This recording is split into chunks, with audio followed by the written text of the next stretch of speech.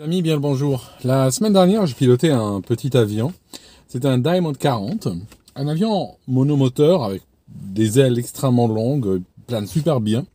Et il a une caractéristique, c'est que son moteur, à hélice, consomme le même carburant qu'un Airbus A380. Il consomme du jet A1. Tous les gens qui voient cela disent « Ah bon ? Il prend du kérosène, du jet A1 ?» Ben oui, il prend du kérosène parce que on a des avions aujourd'hui dans les aéroclubs. Bon, ils sont pas très nombreux, c'est une minorité d'avions qui ont des moteurs diesel modifiés pour l'aviation. D'ailleurs, ce moteur-là, il vient de chez Mercedes, mais il est complètement modifié pour être compatible avec les avions. Et il tourne avec du jet A1. Alors, vu la surprise que les uns et les autres affichent quand ils apprennent qu'ils consomment ce type de carburant, eh bien, si on prend cet appareil et on va faire des sauts de puce d'un petit aérodrome à l'autre et on commande du carburant, tôt ou tard, ce qui va arriver, eh bien, on peut toujours deviner. Il faut dans l'aviation toujours avoir un mauvais coup d'avance sur les choses. Et on peut deviner quoi?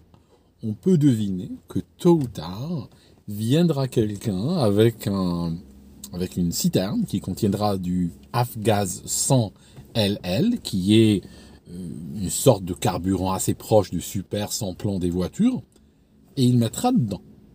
Et à ce moment-là, ça sera le désastre. À ce moment-là, il faudra payer une fortune pour nettoyer, pomper, etc.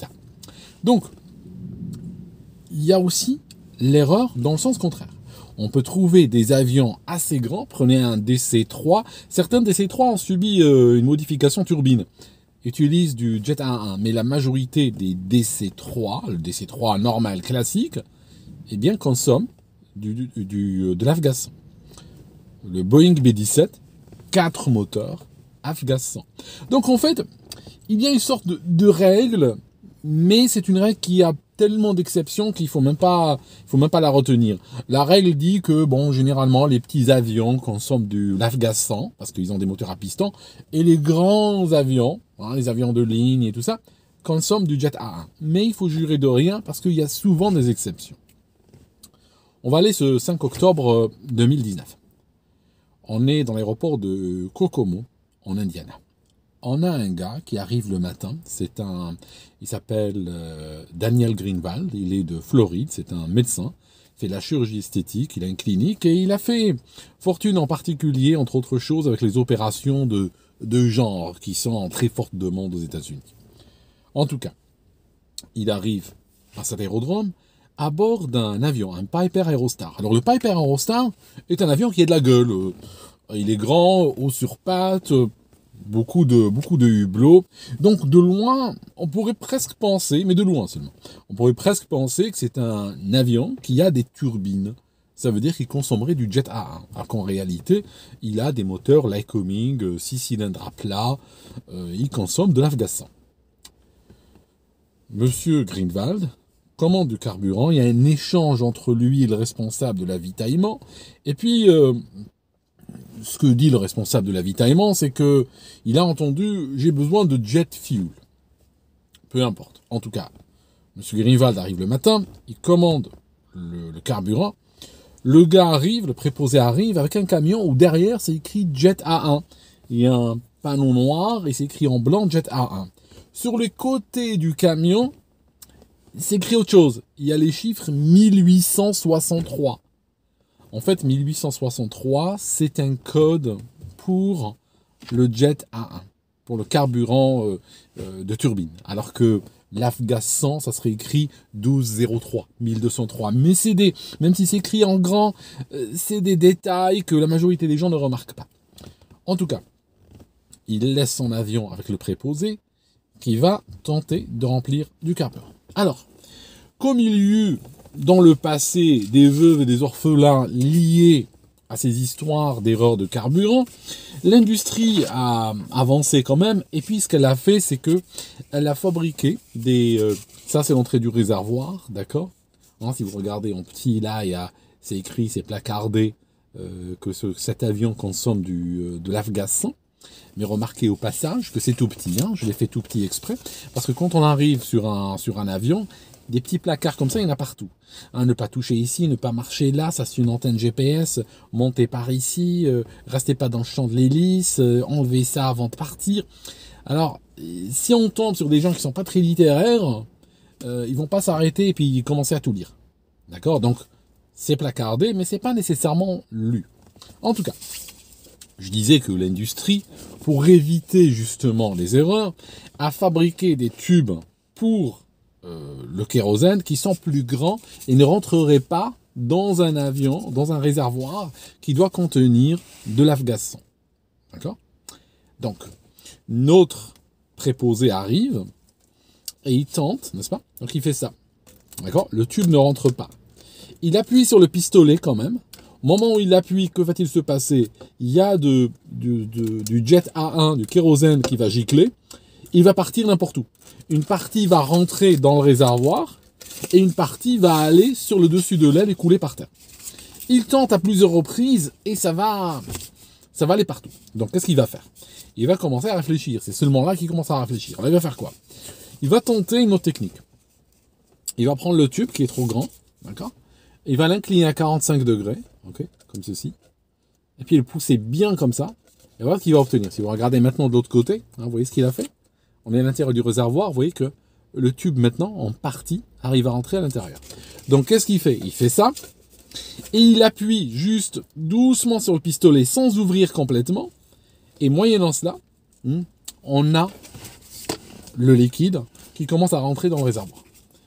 Donc il fait cela, il remplit le réservoir, il fait le plein avec le jet A1 partout, en mettant chaque fois un peu partout parce que sa technique n'était pas très bonne.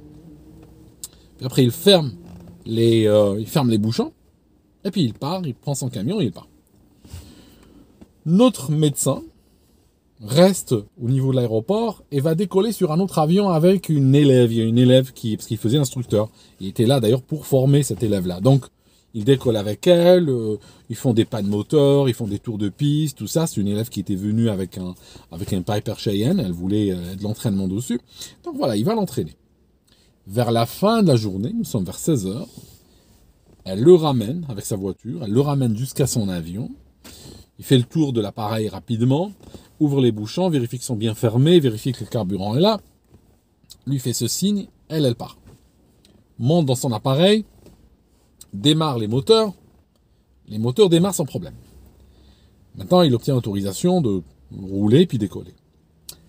Pas de chance ce jour-là, parce que si on regarde l'aéroport où il était, Kokomo en Indiana, il a deux pistes qui se croisent, il a un tarmac. Eh ben le vent malheureusement était du 140 à 9 nœuds. À l'appareil, il y a une piste qui s'appelle la piste 14, l'unité 4, piste 14, orientée au 140. Le vent vient du 140. Donc le vent est dans l'axe de cette piste. Donc logiquement, c'est la piste en service à ce moment-là. Elle a quoi encore cette piste? Elle a quoi de particulier? Eh ben cette piste, comparativement à toutes les autres, c'est elle qui exige le minimum de roulage.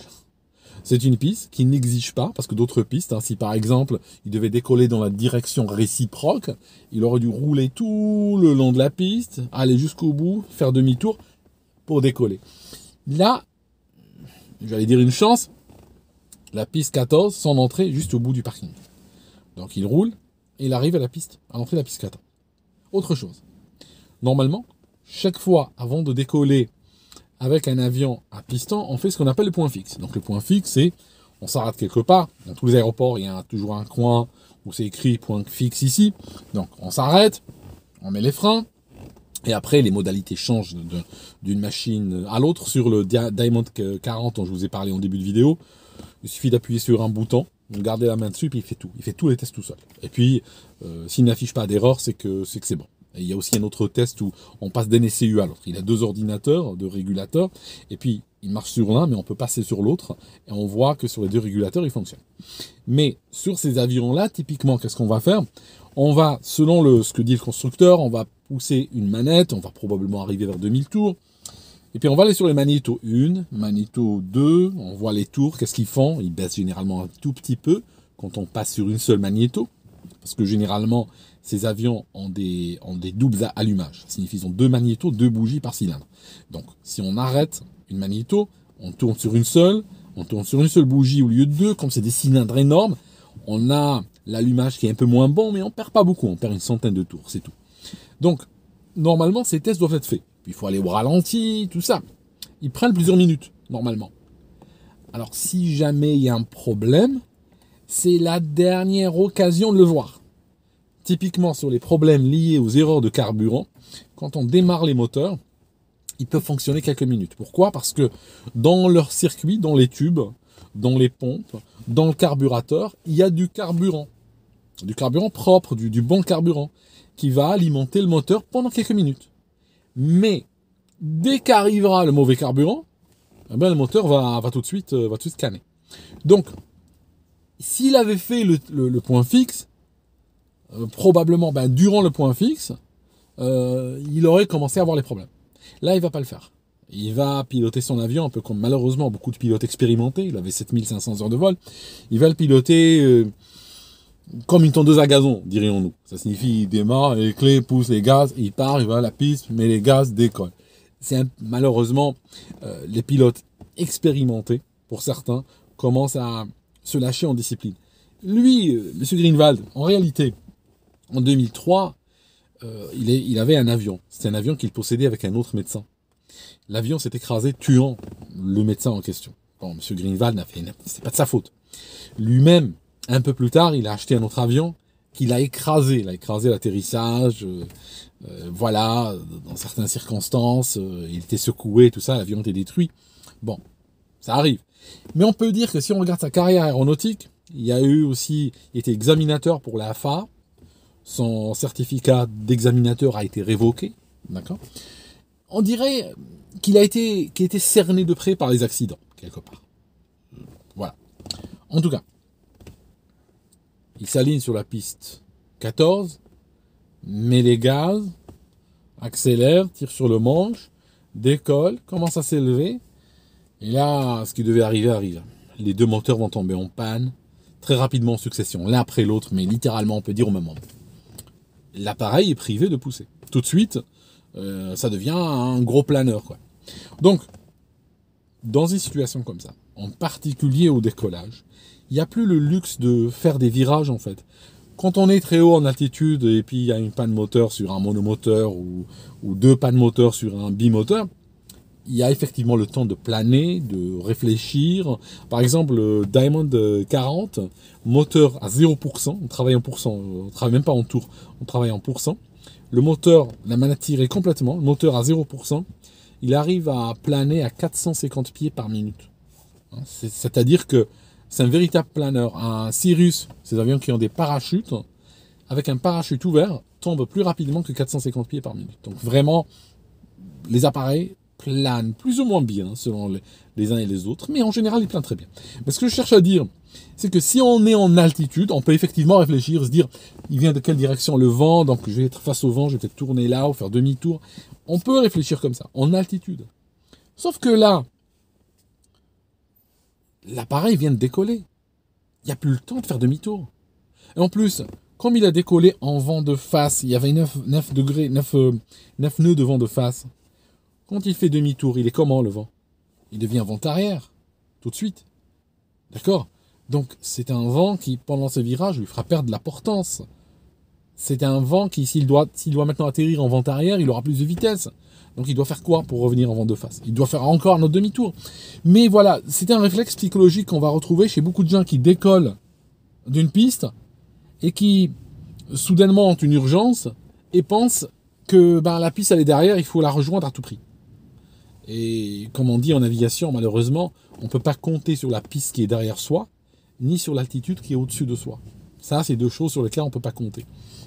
En tout cas, ce qu'il fait, c'est il tente de faire demi-tour. Il fait le virage. Et c'est le virage, typiquement, c'est le virage de la mort, en fait. Donc, il tente de faire demi-tour. Et puis, sur ce demi-tour, il perd de l'altitude. Et puis, à un moment donné, l'avion va toucher le sol. Il y a de magnifiques champs. Ça signifie que l'appareil aurait pu être posé sur un magnifique champ. Bon, il aurait peut-être été cassé. Sauf que là, en tentant de faire ce virage, l'appareil va toucher avec l'aile gauche en premier, parce que la première chose, si on regarde le champ de débris tel qu'il a été établi par le NTSB, le champ de débris s'étale sur 100 mètres, et le premier objet qu'on trouve, avant toute chose, hein, il y a une sorte de saignée dans le champ, la première chose qu'on trouve, c'est le feu de navigation gauche. Sur le côté gauche, il y a un feu de navigation, c'est la première chose qui touche le sol, et il s'arrache. Et par la suite, progressivement, on va trouver d'autres morceaux de l'avion, jusqu'à ce qu'on trouve l'épave, complètement en vrac. Monsieur Daniel Greenwald a été tué sur le coup. Quand les secouristes sont arrivés, il ne pouvait rien faire, hein, il était déjà mort. Par la suite, sa veuve a attaqué l'aéroport. Elle a attaqué l'aéroport, elle a obtenu 700 000 $ en dédommagement pour le mauvais refueling. Et en fait, si vous regardez ce refueler, et malheureusement, on trouve ça souvent, hein, vous savez, une fois, j'avais un ami qui était inspecteur des écoles. Il formait les enseignants, il inspectait les écoles, travaillait avec des écoles publiques et privées. Et un jour, il venait de finir une tournée d'inspection. C'est une semaine où il a fait beaucoup d'inspections. Et j'étais avec lui un vendredi en fin de journée dans son bureau. Il m'a regardé droit dans les yeux et il m'a dit, en parlant des profs, si tu savais le genre de fou qu'on lâche sur les enfants. Ben moi, je vais le paraphraser. Je vais vous dire si vous saviez le genre de fou qu'on lâche sur les avions. Malheureusement, c'est comme chez les professeurs. La majorité des gens qui travaillent autour des avions sont des professionnels. Ils ont de l'expérience, ils ont de la jugeote, ils font leur métier avec beaucoup de soin, beaucoup d'attention, ils sont bien formés. Malheureusement, de temps en temps, on va trouver un électron libre là-dedans. On va trouver quelqu'un d'incompétent, on va trouver quelqu'un de taré, on va trouver quelqu'un d'inconscient. Et malheureusement, on doit toujours travailler pour ce gars-là. On doit toujours travailler avec ce gars-là en tête. C'est ça malheureusement. C'est-à-dire que dans la documentation de l'avion, dans toutes les procédures connues et pas connues, publiées, écrites ou pas écrites, la première chose qu'on apprend dans un aéroclub, c'est quoi? La première fois dans ta vie, dans un aéroclub, quand on commande du carburant, qu'est-ce qu'on fait? La première fois de ma vie, j'étais en Algérie, je commande du carburant pour l'avion. Le camion arrive, je commande par téléphone, le camion arrive, et puis l'instructeur me ramène. Viens, tu dois témoigner. Tu seras là, tu regarderas. Parce que si tu ne regardes pas, voilà ce qui peut arriver. Si tu envoies un type pas bien formé, il peut se tromper de carburant. Il te mettra le mauvais carburant.